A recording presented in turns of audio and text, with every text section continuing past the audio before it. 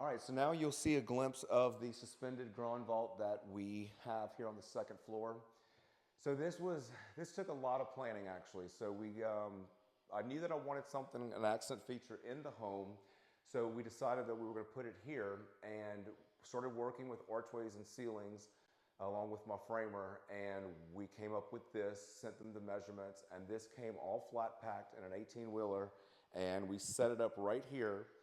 And one thing that maybe some people won't realize is that the sheetrock that is on the sides and the walls and the ceiling that's on the side of the groin vault, those had to be painted. So what we did was we assembled the groin vault here. We finished the sheetrock, we painted it, and then while the groin vault was assembled right here on the floor, we went ahead and we put the sheetrock on the sides, finished the sheetrock, and then we painted it.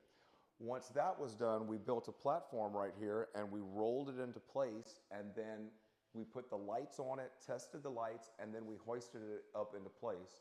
Once it was set in place is whenever we came and we did this beautiful Venetian plaster work. So hope everyone likes it. It's been a hit so far during this year's parade.